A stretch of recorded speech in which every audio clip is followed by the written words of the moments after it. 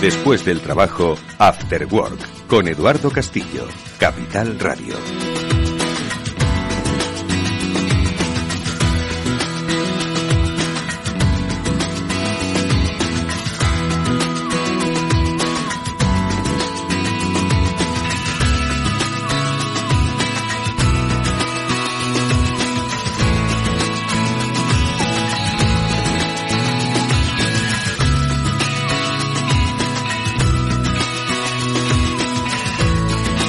¿Qué tal, amigos? Buenas tardes. Bienvenidos un día más al Cyber After Work. Este es el programa de ciberseguridad de Capital Radio. Uno de los únicos, pocos, si no el único programa de ciberseguridad que hay en la radiodifusión española y que desde hace ya varios años viene tratando de aproximar a empresas e instituciones particulares pues al fascinante y a la vez inquietante mundo de los riesgos en el mundo digital que todos vivimos. Y lo hacemos con la ayuda de dos de los mejores especialistas que hay ahora mismo en el terreno de el análisis, la información y la divulgación. Ellos son Pablo Sanemeterio y Mónica Valle, a los que siempre es un gusto saludar. Pablo Sanemeterio, buenas tardes. Buenas tardes, Eduardo, y como siempre superan las presentaciones anteriores, ¿eh? Semana a semana. Me voy superando, voy intentándolo. Para los mejores, lo mejor. Mónica Valle, buenas tardes. Muy buenas tardes para el mejor locutor de radio de España. No, los mejores son los invitados que siempre nos acompañan cada semana y que nos ayudan a entender las dimensiones, ¿no?, que adquiere el, como decíamos, complejo mundo de la ciberseguridad o de los riesgos en la seguridad de la información. Invitados como los que hoy nos van a acompañar, porque vienen desde Akamai. Enseguida vamos a saludar a Federico Dios, que es director preventa de la compañía, porque han elaborado un informe periódico, siempre lo realizan, lo elaboran, estudian cuáles son las principales amenazas que se ciernen en un sector tan sensible como es en este caso el sector financiero. ¿Cuáles son las principales amenazas? ¿Cuáles son los principales efectos? ¿Dónde ven las tendencias? Enseguida lo comentaremos con Federico a lo largo de nuestro programa, pero también hablaremos pues de las cosas que pasan, que son muchas, y que en nuestra sección de noticias pues nos dan muestra de cómo todo tipo de instituciones, de países, de regiones se ven afectadas por incidentes de ciberseguridad. Volvemos al sector sanitario, volvemos a España, volvemos a grandes compañías. Enseguida lo vamos a comentar. Y por cierto, en nuestros espacios habituales, nuestro espacio seguro de Panda, hablaremos de una cosa que nos preocupa y mucho, que es los menores en estos espacios digitales que se ven amenazados. Bueno, pues ese observatorio del Internet que realiza Panda Security, pues ha dado, yo creo que interesantes datos que comentaremos a lo largo del programa sobre cómo debemos entender la seguridad de los menores en estos entornos digitales. Y por cierto, y Mónica viene de ahí, se está celebrando LATAM CISO 2023, un punto de encuentro entre CISOs, profesionales de la seguridad de la información, empresas latinoamericanas, españolas, estadounidenses, de todo el continente básicamente, para, bueno, intercambiar, pues eso, tendencias, conocimientos y de lo que se hace, por ejemplo, en Costa Rica, que es un importante hub de ciberseguridad. Hablaremos al final del programa. Luego nos cuentas un poco, Mónica, de lo que se ha charlado y lo que se está charlando, ¿no? Sí, la verdad es que muy interesante. El objetivo es estrechar lazos entre Latinoamérica y España, bueno, también Europa, porque la verdad es que había muchos ponentes y mucha participación internacional, y siempre muy interesante esa cooperación, como siempre decimos, en ciberseguridad, que es fundamental. Bueno, pues con Carolina Taborda, que es gerente general de CiberSec Cluster, que es el clúster de ciberseguridad de Costa Rica, hablaremos al final del programa para ver un poco cuáles son los riesgos a los que ellos confrontan en su día a día. Esto es el Cyber After Work. Vamos con las noticias que, como digo, son muchas. Y de tantas que son, no sabría por cuál empezar. Así que, Pablo, te dejo de las seleccionadas, muchas de ellas, por cierto, publicadas por BitLife Media, el medio publicado y dirigido por Mónica Valle, magistralmente. Pues yo os diría, ¿cuál te quedas? Empezamos por la de Sony, si queréis, en la que un grupo atacante, el grupo RansomMed, le ha robado datos a Sony y al final les ha pedido un rescate a cambio, y al no pagar, pues oye, parece que han cumplido con su amenaza y han publicado estos datos. Y además, oye, en la noticia, pues nuestro amigo Rafa López también ayuda a Mónica en su análisis, y la verdad es que pues muy interesante, y como dice, el archivo publicado es una prueba real de que habían conseguido acceder a la información muy valiosa de la compañía como Sony, que no es la primera vez que tiene un incidente grave de seguridad. No, ya sufrieron uno, bueno, en 2011 y otro también en 2014, que fue muy polémico y bastante sonado porque fue a raíz de una película, de Interview, que no gustó a a Corea del Norte, y bueno, pues a partir de ahí sufrió un ciberataque en el que se vio filtrada mucha información sensible y confidencial. Y en esta ocasión también lo que ha sido curioso es que realmente el grupo, Sony no ha reconocido en ningún caso este ataque, no ha hecho ningún tipo de comunicado oficial, pero sí que en la dark web, publicada por como decía Pablo, este grupo cibercriminal, sí que se ve que hay información y que parece pertenecer a Sony, así que ya veremos y analizaremos en el futuro esta información si hay nueva. Bueno, pues el volcado de información, ¿no? Se cumple la amenaza y es lo que suelen decir los ciberatacantes cuando no se les paga un rescate. Rescate es lo que le están exigiendo a un organismo de Castilla y La Mancha, Mónica, también lo publiquéis en BitLife Media, en el que están pidiendo unos 70.000 euros para desbloquear los sistemas. ¿Qué ha pasado exactamente? Sí, pues sufrieron un ciberataque un lunes por la mañana. Normalmente suele ser los viernes, ¿verdad? Que siempre lo comentamos, que es cuando suelen atacar, cuando estamos todos un poco más con la guardia baja. Bueno, el lunes por la mañana uno está muy dormido también, ¿eh? También es buen día. Sí. Bueno, no demos pistas, aunque cosas. Ya están, la verdad, que bastante avanzados. El caso es que, se procedió desde el primer momento a apagar los ordenadores, a restringir el acceso, que es lo que se suele hacer, y pues desde la Junta explicaron que la situación está controlada, que está aislada y que en ningún caso iban a ceder al chantaje, porque, como pasó con el Ayuntamiento de Sevilla, el ciberataque de ransomware que sufrieron, en esa ocasión por el grupo Lockbit, dijeron que no iban a ceder a ese chantaje, que no iban a pagar, y en este caso, pues también han dicho que no van a ceder a ese rescate y que no van a ceder al chantaje del ransomware. Como siempre, dejarlo en manos de cuerpos y fuerzas de seguridad del Estado, nuestros amigos y grandes defensores de las administraciones públicas, el Centro Criptológico Nacional, que también, les echará una mano a esta entidad de Castilla-La Mancha, al igual que al Ayuntamiento de Sevilla, al igual que tantos otros que poco a poco, por desgracia, van sumándose a la lista de víctimas. Una lista de víctimas que a veces da la sensación de que son casuales. Lo digo porque, si bien es un organismo público, una empresa pública, ¿no?, de Castilla-La Mancha, de la que estábamos hablando, también hemos visto un incidente en el registro de animales de compañía de la Comunidad Autónoma de Cantabria, y que yo no sé si esto ha sido un ataque dirigido o que, se lanza el ataque y quien cae, en esta ocasión ha sido el registro de animales. Pablo. Pues sí, muchas veces suele ser así el modus operandi de los atacantes. Es decir, yo siempre lo he asemejado un poco a pesca de arrastre. Ellos van lanzando sus redes en internet a ver quién responde, a ver quién no tiene las medidas de seguridad puestas, quién tiene una vulnerabilidad que puedan atacar o explotar, o quién tiene una contraseña que se filtró y nada la han cambiado, para poder acceder y poder desplegar su ransomware, robar la información, pedir el rescate a cambio. Y en este caso, yo creo que sí, que han caído en las redes de este grupo atacante, y que, desafortunadamente, la información de mascotas y de propietarios probablemente sea pública. Claro, nombres, apellidos, dirección, teléfono, DNI, correo electrónico, que son datos, como sabemos, sensibles, ¿no?, personales de las personas que han hecho gestiones con este organismo desde el año 2006 hasta hoy, y ha podido quedar expuesta. De todas formas, ellos han dicho que no hay alarma, que no hay por qué preocuparse en este sentido, porque fue detectado por los servicios informáticos del gobierno dentro de los controles técnicos de seguridad, y ellos dicen que es algo muy habitual, que es cierto, pero tampoco hay que quitarle tanta importancia, ¿no?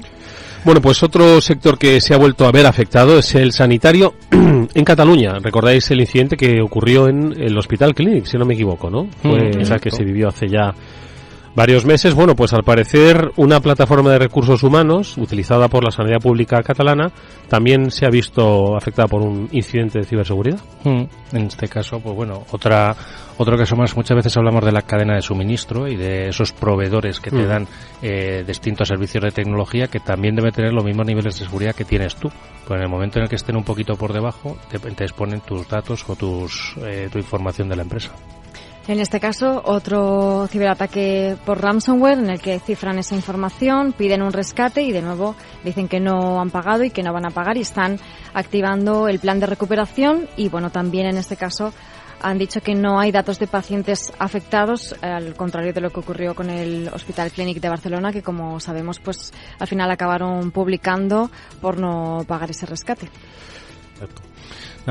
fotos de DNI y cosas así que habían cuentas bancarias. Fijaos, pues esta penúltima noticia, la verdad es que es lamentable para la empresa a la que se ha visto afectada. Lo publica el Periódico de Aragón. Y es que muchas veces aquí siempre hemos puesto de manifiesto, ¿verdad?, que las pymes dicen que a mí, si yo soy una empresa cárnica, ¿qué tengo que ver yo con el mundo de la ciberseguridad? Bueno, pues destacamos la noticia, como decimos, publicada por el Periódico de Aragón, de que una empresa Portesa Porcino de Teruel pues ha sufrido un ataque informático, secuestro de información, intrusión en base de datos y le exigen un rescate de 150.000 euros. Sí, la verdad es que pues siempre hablamos también de la parte industrial, es decir, los sistemas industriales y quizás la industria que está menos conectada a Internet o a los ordenadores, que muchas veces se piensa que no le va a afectar ningún tipo de ataque y no se dan cuenta muchas veces, pues oye, que al final todo lo que es tecnología tarde o temprano tiene un ordenador, tarde o temprano tiene una dirección IP, un usuario, y que pues oye, pues se pueden meter en su información y pedir dinero a cambio, que es al final lo que buscan los malos siempre. Pues aquí estamos otra vez hablando, parece que nos repetimos, de otro caso de ransomware, por eso lo denominan este secuestro de información, que se basa realmente en esto. Y bueno, pues explican en la información, ¿no?, cómo recibieron ese archivo a modo de nota de rescate una vez que los sistemas fueron infectados, que instaba a ponerse en contacto con los atacantes, algo que es lo que suele ocurrir en este tipo de incidentes. Así que, bueno, yo creo que este tipo de noticias pues tienen que lanzar esa señal de alarma, ¿no?, para todas las empresas, sean del tamaño que sean, del sector que sea, para ponerse un poco las pilas con este tema, ¿no? Sí, porque como diría Serrat, ¿no?, el que está arriba y el que está abajo tienen la misma posibilidad de sufrir un ataque, y en este caso, vamos a decir, el que está arriba es la Casa Real Británica, que ha sufrido un ciberataque pues eso, muy renombrado y remarcado, Pablo. En este caso se trata, al contrario, no es un caso de ransomware, sino es un ataque de denegación de servicio, que alguna vez hemos oído hablar, que siempre he puesto el ejemplo de que si entramos todos a una tienda chiquitita, entran 1.000 personas a la vez a una tienda chiquitita, pues no puedes ni comprar, ni pagar, ni hacer nada. Pues esto es algo parecido. Le han hecho un ataque de denegación de servicio sobre la página de la Casa Real, royal.uk, y en la cual pues durante un tiempo han estado fuera de línea, no se ha podido acceder a la web. Pero sí es cierto que bueno, este es un ataque que siempre digo que, aunque es visto desde el punto de vista de que no estás en internet y no puedes comprar o dar servicio, sí es cierto que compromete poco los datos que puedan tener esos sistemas informáticos, y digamos es como dentro de los ataques el más sencillo de todo lo que se puede hacer. Sí, pero es verdad que tiene mucho impacto cuando una página web queda sin servicios, si es, por ejemplo, un comercio electrónico o alguien que dependa, ¿no?, de ello. Yo creo que hoy podemos hablar precisamente de este tipo de ataques con nuestro invitado, con Fede, que saben bien lo que es una denegación de servicio y cómo proteger también a las empresas contra ello, ¿no? Efectivamente, bueno, pues de eso es de lo que vamos a hablar, porque las amenazas son variadas, pero todas ellas impiden el ejercicio de la actividad, como decíamos, sean instituciones de alto copete o empresas que trabajan cada día en sectores específicos que nadie pensaría que pueden sufrir un ataque informático, y que sin embargo, bueno, pues ha comprometido el normal funcionamiento. Y como ya sabéis, pues que una empresa esté parada es posiblemente de los peores enemigos, ¿no?, que tiene para su viabilidad económica. De los tipos de ataques concentrados en el sector financiero es de lo que vamos a hablar con nuestro siguiente invitado. Venga, le saludamos.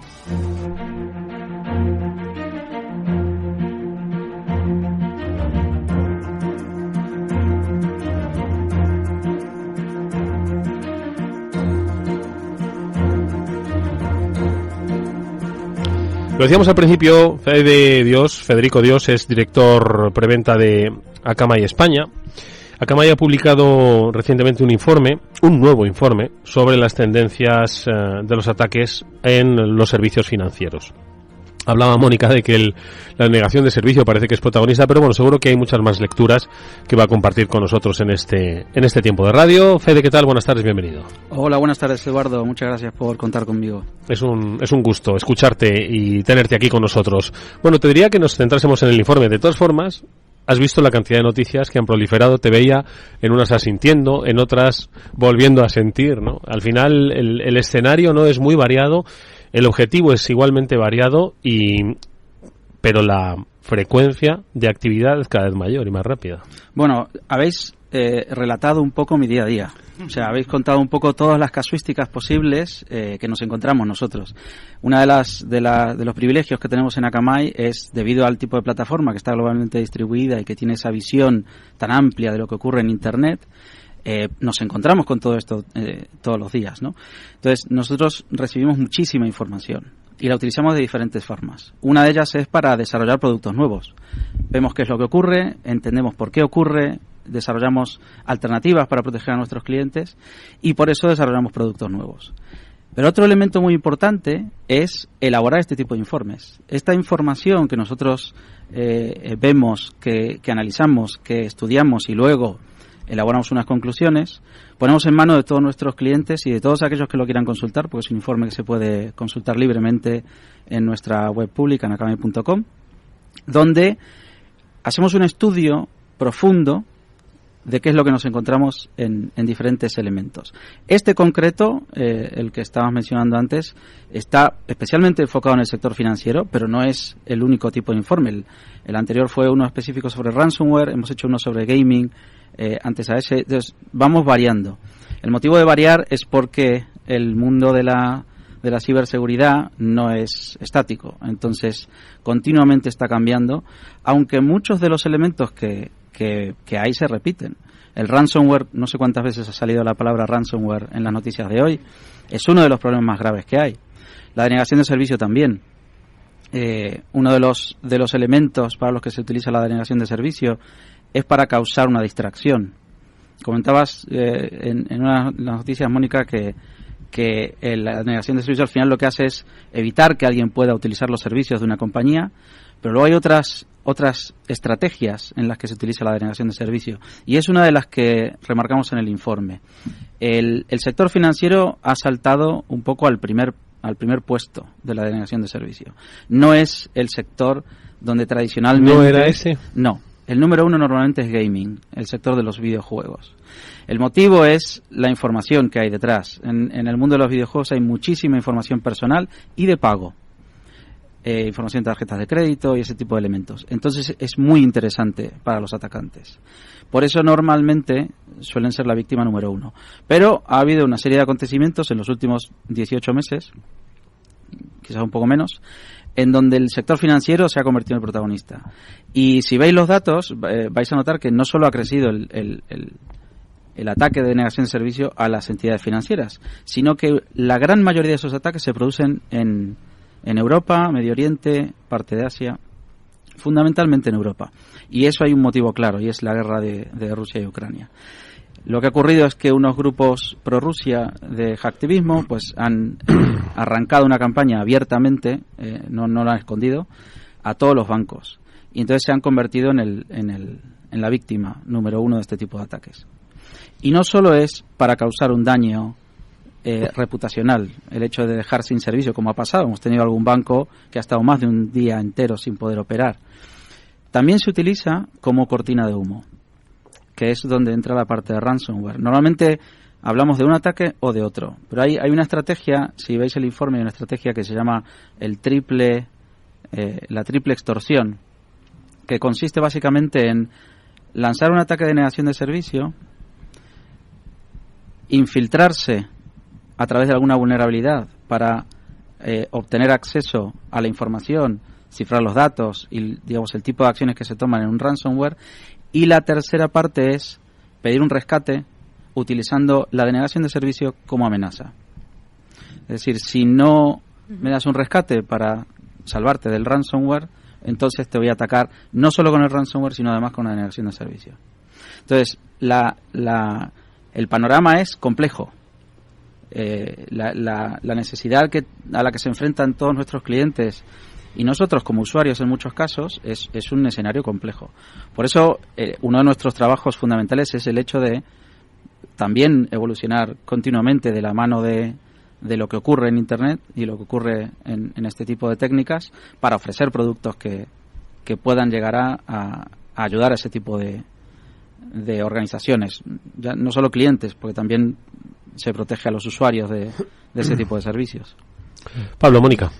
No, yo le iba a preguntar precisamente, bueno, ahora nos explica un poco ese ataque y cómo eso es una cortina de humo.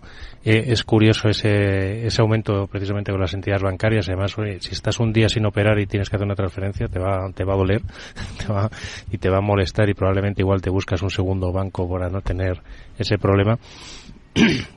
Yo quería preguntarle un poco... el propio mercado interbancario, no sé, o sea, es todo. Son muchas cosas. Es complicado. Consecuencias son, yo creo que a veces no nos vamos a hacer a la idea de hasta dónde pueden llegar. Yo le iba a preguntar, porque ha hablado precisamente de ese desarrollo de nuevo producto, nuevos servicios que hacéis desde Akamai.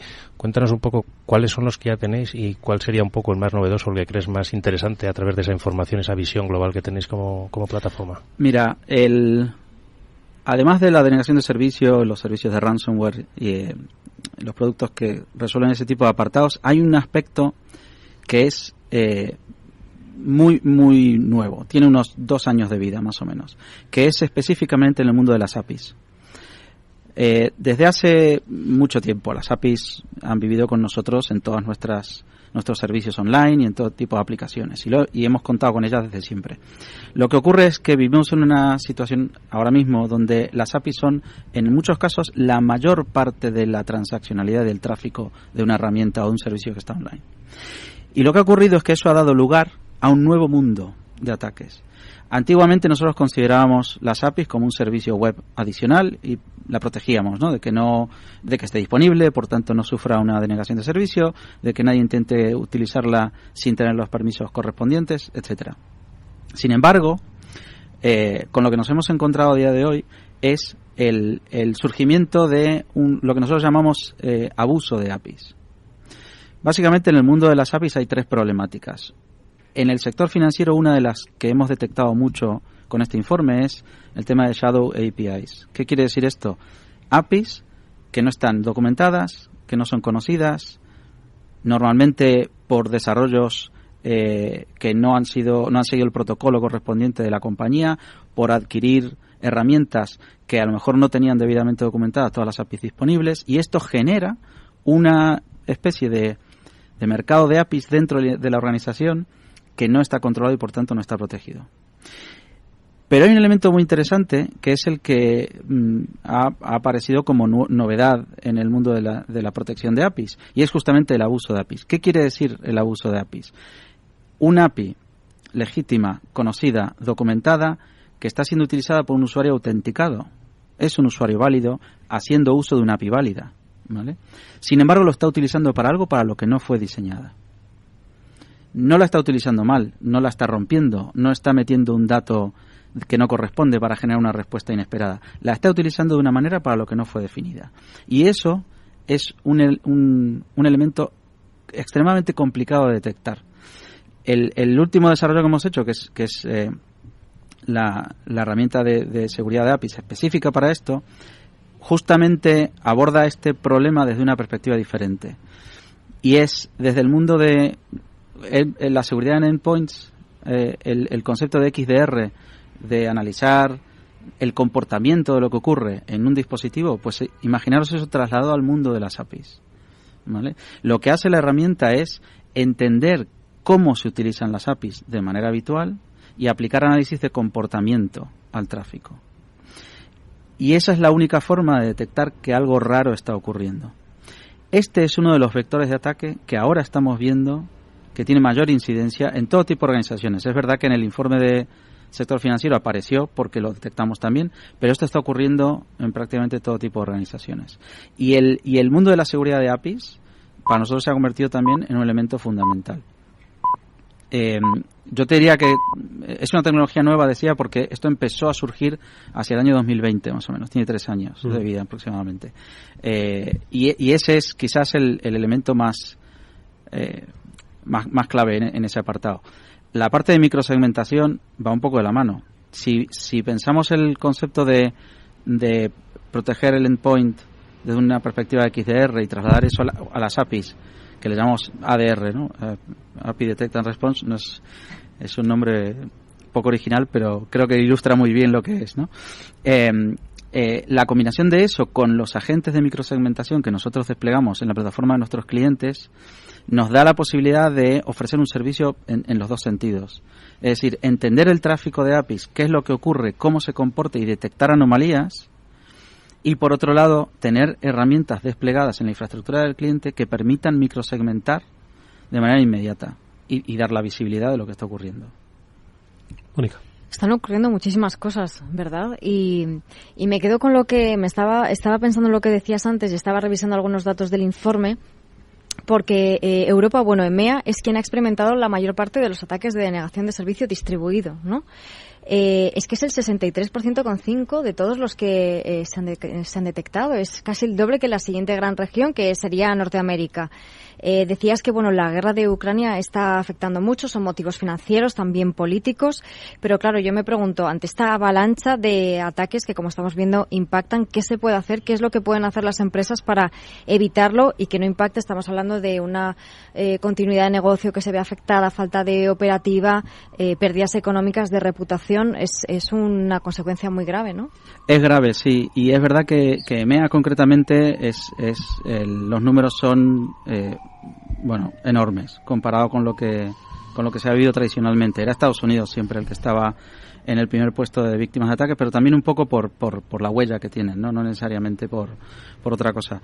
Y hoy la película ha cambiado un poco. Entonces, nosotros lo que intentamos es, desde nuestra posición, siempre recomendar y ofrecer soluciones que tengan en cuenta las diferentes capas en las que vivimos. No podemos simplemente decir, voy a proteger mi infraestructura mediante una herramienta de protección de denegación de servicio. Y entonces ya tengo protegida la infraestructura. Eso no ocurre, no es así. Hay que tener en cuenta cuál es la superficie de ataque real.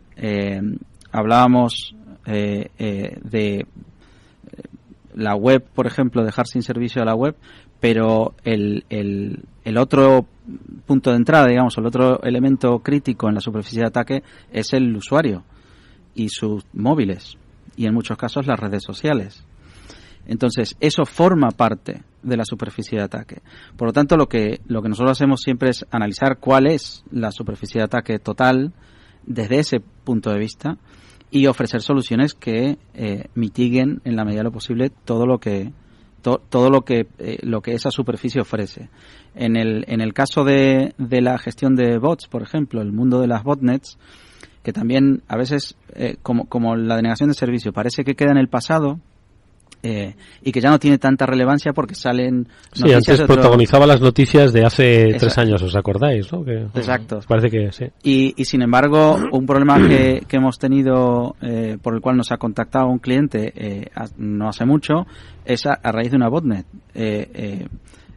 Sufrió un ataque de denegación de servicio, pero en realidad la botnet lo que estaba haciendo era, ese era el ejemplo que hablaba de la cortina de humo, ¿no? En realidad la botnet lo que hacía era descargarse la web para luego montar una web paralela y hacer ataques de phishing, ¿no? Con lo cual tienes, por un lado, el problema de la denegación de servicio, que te distrae lo suficiente y ocupa a tus equipos para intentar mantener a flote el negocio. Luego tenemos una botnet que el nivel de las botnets de hoy muchas veces es difícil identificar si se trata de una persona o no. Y nosotros tenemos nuestro producto de bot management.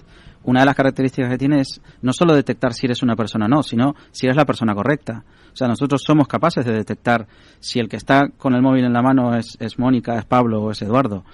Pues las botnets a día de hoy también son capaces de dar la opción al atacante qué tipo de persona quieren que esté sujetando el teléfono. Tú puedes indicar el rango de edad, puedes indicar el lugar donde vive, el tipo de teléfono que tiene, para que simule a esa persona. Entonces, las botnets no son cosa del pasado tampoco. O sea, siguen estando muy vigentes y sigue habiendo una tecnología ahí también brutal. Oye, Fede, esto ha obligado a las empresas, el sector financiero, a revisar sus estrategias. Es decir, nadie preveía una guerra en Ucrania que iba pues a modificar un poco, ¿no?, los equilibrios geoestratégicos, el foco, ¿no?, de los ciberataques. Y luego lo que dices tú, ¿no?, viejos conocidos que tienen la misma validez para perjudicar y para realizar o provocar incidentes.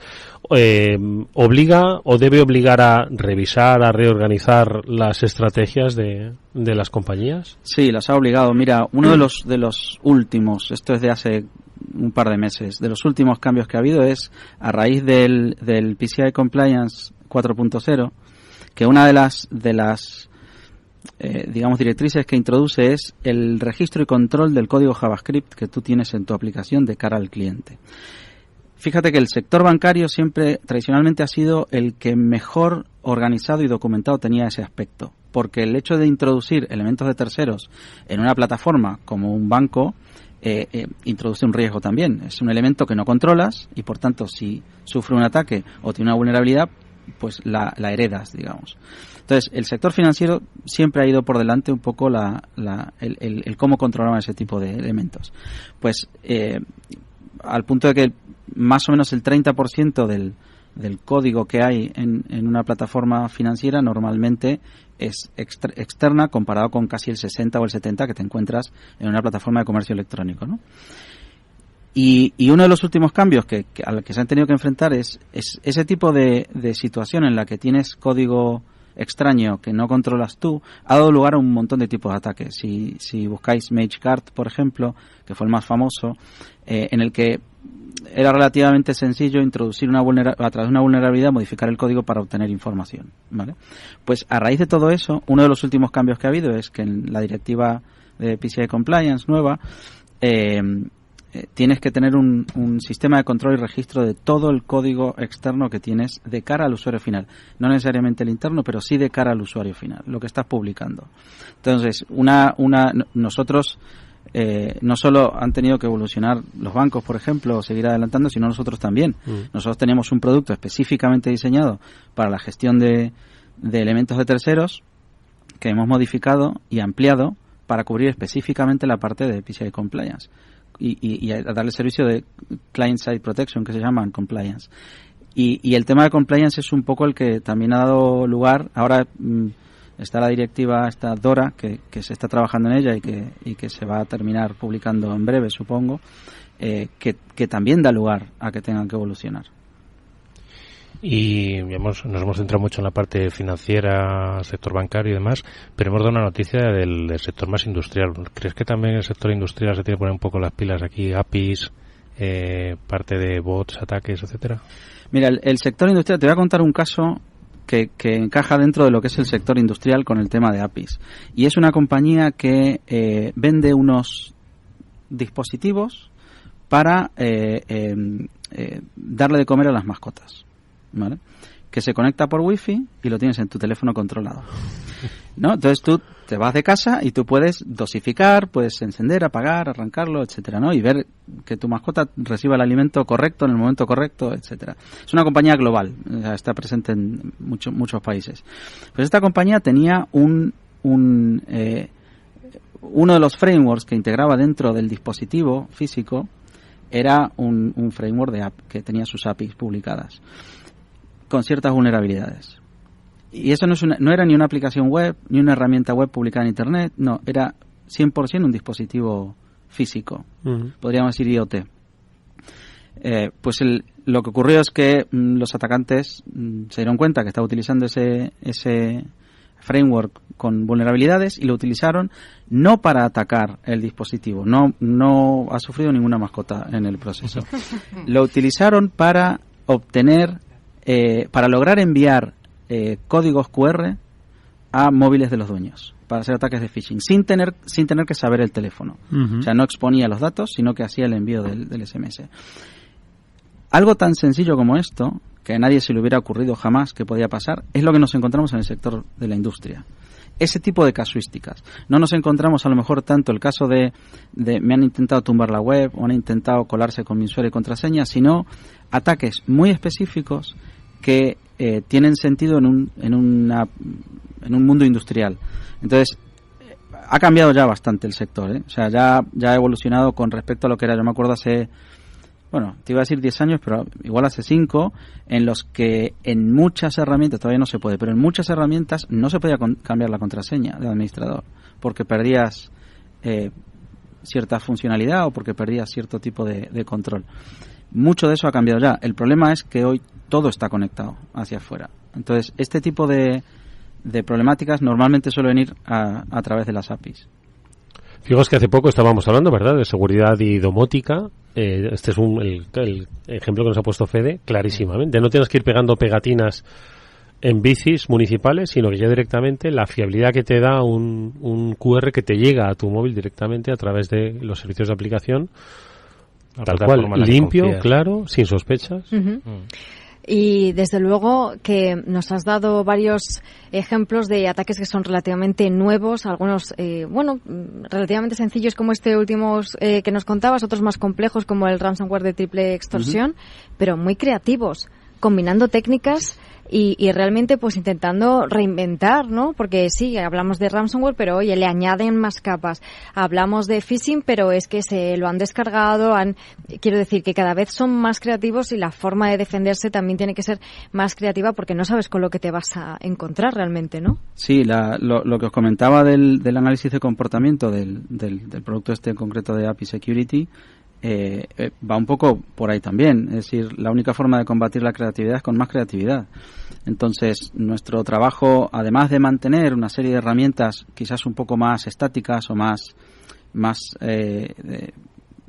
de ataques menos sofisticados o menos creativos, que eso hay que mantenerlo porque sigue existiendo y sigue estando ahí. Nunca vas a quitar el antivirus porque virus va a seguir habiendo. Entonces, esa parte la tienes que tener controlada. Pero luego también hay una necesidad de buscar la creatividad en la defensa por la creatividad del ataque. La parte de Account Protector y Bot Manager que comentaba antes con el tema de la gestión de bots cambia continuamente también. El entender cómo se comporta una persona que utiliza un dispositivo para ser capaz de asegurarse de que lo está utilizando esa persona y no otra surge porque las botnets han evolucionado al mismo ritmo. Primero simulando los clics en la pantalla y moviendo el ratón para que parezca que se está moviendo una persona, al punto de hoy con el teléfono simular el cómo tiembla la mano de una persona cuando está pulsando los números en el teléfono o las opciones o moviendo la pantalla. Entonces, esa creatividad es quizás lo más complejo, lo más apasionante también, y es lo que por donde hay que tirar. Oye, Fede, de la misma forma que nos decías, oye, desde Akamai tenéis la mirada puesta en todo aquello pues que se va haciendo tendencia, ¿no? Tratáis de adelantaros, ¿no? Indudablemente la inteligencia artificial también está marcando, ¿no? Pautas, nuevos procesos. Entiendo que seguro que habéis hecho alguna reflexión sobre lo que se está pergeñando a través de inteligencia artificial. Bueno, es un mundo del cual no hemos ni abierto la puerta todavía. Nosotros, de momento, lo que nos hemos encontrado es el uso de la inteligencia artificial como acelerador, simplificador o digamos, una herramienta de mejora de lo que ya se hace. Pero ese no es el verdadero problema. El verdadero problema es cuando se utiliza la inteligencia artificial para detectar o desarrollar técnicas que todavía no se conocen. Entonces, el mundo de la inteligencia artificial, desde lo más sencillo, que es preguntarle a ChatGPT cómo puedo lanzar un ataque o hacer este tipo de cosas, que eso existe y a veces responde más rápido que Google, ese no es el verdadero problema de todo esto. El verdadero problema con el que nos estamos empezando a enfrentar ya en algún caso es la interacción de sistemas que simulan ser o una persona u otro sistema. Y con las herramientas de inteligencia artificial que disponemos a día de hoy, sí que nos encontramos del otro lado con herramientas que parecen comportarse como herramientas que realmente te están atacando o como herramientas que a lo mejor no son las que son, sino que simulan ser otra cosa. Entonces, el verdadero problema de la inteligencia artificial yo creo que va a venir por ese lado. El SOC que todos tenemos en compañías de este tipo, en algunos casos se enfrentan a personas y a veces te dicen, no sé si estoy hablando con una persona, luchando contra una persona, o es una herramienta alimentada en muchos casos por inteligencia artificial. Estamos hablando con Federico Dios, director preventa de Akamai España, una charla interesantísima, interesantísima. Vamos a abordar otros temas, luego le vamos a pedir una reflexión final de todos los aspectos, ¿no?, que estamos comentando, porque tenemos que ir a nuestro espacio seguro.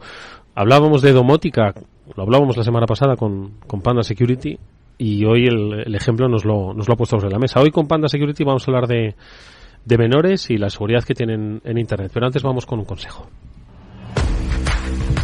Si inviertes en bolsa, esto te interesa. XTB, tu broker con más de 15 años en España, tiene la mejor tarifa del mercado para comprar y vender acciones y ETFs. No pagues comisiones hasta 100.000 euros al mes. Si inviertes en bolsa o quieres empezar, más sencillo imposible. Entras en xtb.es, abres una cuenta online y en menos de 5 minutos compra y vende acciones sin comisiones. Además, con atención al cliente las 24 horas al día. ¿Qué estás esperando? Miles de clientes ya confían en xtb.es. Es un broker, muchas posibilidades. A partir de 100.000 euros al mes, la comisión es del 0,2%, mínimo 10 euros. Invertir implica riesgos.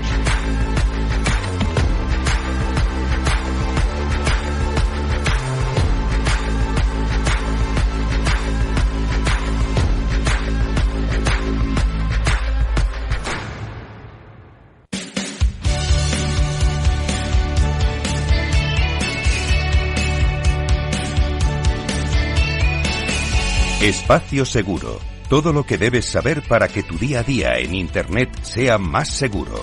De la mano de Panda Security. La verdad es que nuestros amigos de Panda nos proponían, a propósito de los datos que ha dado ese tercer vuelco al primer observatorio de la ciberseguridad en Internet, que ha fijado o ha puesto su foco en el uso de las tecnologías por parte de los menores y sobre todo los riesgos, ¿no? Amenazas a las que se pueden encontrar. Y ponía el foco, lo primero de todo, que obviamente es por donde se debe partir, y es que la tecnología y los menores pues están naturalizados.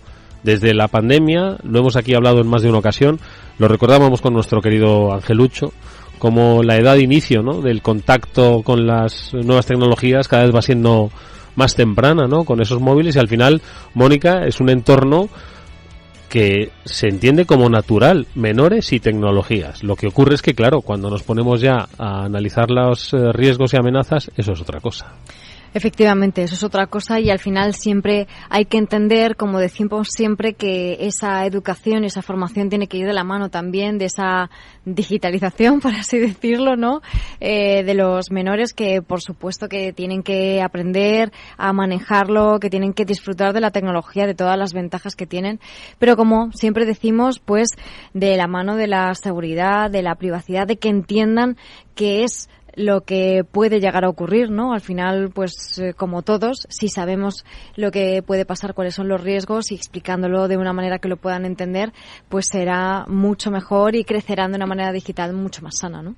Totalmente. Además, ¿cuántos padres no les dan el teléfono a los niños para que les dejen tranquilamente en el chiringuito o en la tarde? O pues estas cosas un poco de limitar qué aplicaciones tiene, qué contenidos ve, todo este tipo de cosas, porque muchas veces le da un teléfono móvil con acceso a todo. Entonces ahí, bueno, los padres, por suerte, en el estudio están concienciados con los riesgos que aparentemente hay o sea, que tienen conciencia de los riesgos que hay en Internet, y de hecho, pues hoy un 60% dice usar un control parental, que es una de esas herramientas que sirve para que los niños no estén haciendo libremente el uso de la tecnología.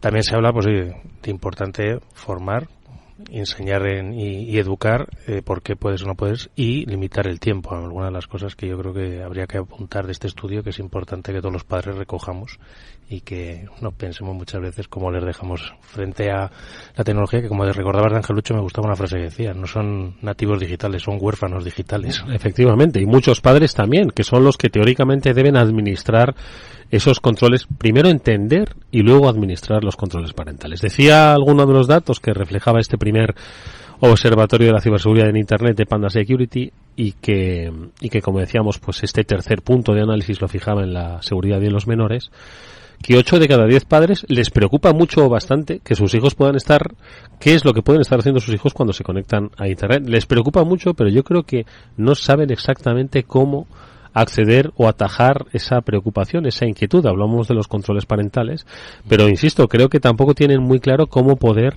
de alguna forma salvaguardar los riesgos tanto de acceso como de otros riesgos más cercanos a lo que es las relaciones humanas, ¿no?, que ya hemos comentado en más de una ocasión, y no saben cómo hacerlo. Sí, pero porque es que realmente es un problema complejo, y que también, pues, oye, no existe la herramienta perfecta ni la herramienta que te lo cierre todo. Ahí, como hablábamos, yo creo un poco formación, el uso del control parental, estar pendiente también de tus hijos, hablar con ellos, ver un poco cómo se comportan, y si ves alguna cosilla que no esté como en el comportamiento normal, pues oye, que te dispare una alarma, al menos de hablarlo con tus hijos. Que había uno de los datos que me daba atención, es que, por ejemplo, decía que 1 de cada 5 familias españolas afirman no estar seguras de si su hijo ha sufrido ciberacoso. Es un dato importante. Ponían de manifiesto también que, aparte de pues la normal preocupación, el creciente problema, ¿no?, que hay con respecto al ciberacoso, ¿no?, que se ha puesto de manifiesto, se pone de manifiesto en las noticias. No tenemos que estar en un espacio especializado en ciberseguridad para entenderlo, pero surge también, y lo ponían de manifiesto, como digo, los especialistas de Panda, una preocupación sobre la vigilancia de los menores, si se estaba infringiendo alguna norma en los procesos de vigilancia, en el sentido en el que pues esos controles parentales o esos controles escolares podían estar vulnerando incluso la propia privacidad de los menores. ¿Habéis oído algo de esto? Yo creo que es una polémica que siempre se pone encima de la mesa, pero yo creo que son, entre comillas, y me vais a permitir la forma de decirlo, un poco ganar de enredar, ¿vale? Si estás en el colegio, estás usando un material del colegio y es un material que está supervisado. Y si estás usando datos privados o conexiones privadas en el colegio, igual es que estás en un dispositivo en el que no debes hacerlo. Y cuando estás con un menor y eres su padre, eres el responsable. Entonces ahí yo creo que la privacidad del menor está por debajo de la tutela del padre, pero ahí ya creo que me meto un poco en la parte legal, que alguien debería confirmarme esto.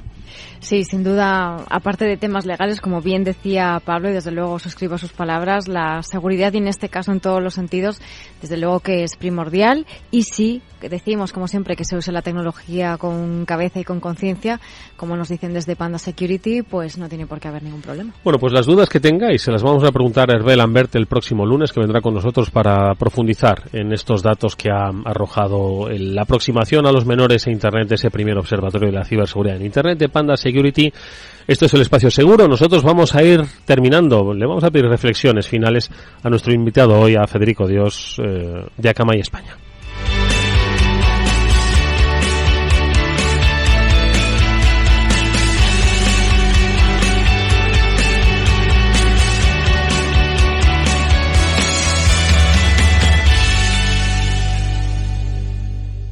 After Work, con Eduardo Castillo. Bueno, pues como decía, últimos minutos, ¿no?, para la reflexión de un programa interesantísimo, ¿no?, que ha arrojado no solo el informe sobre las tendencias de ataques en los servicios financieros, sino, como bien compartía con nosotros Federico, pues todos esos sectores que con determinadas particularidades, pero entiendo que hay, no sé si se puede establecer un patrón común, o por año, por tiempo. Hay cosas que de repente quedan en el olvido, vuelven a salir a la palestra. Entiendo que es complicado dibujarlo, pero sí que hay una constatación, que es la profesionalización, la estructuración de los ataques, la profesionalización de los mismos.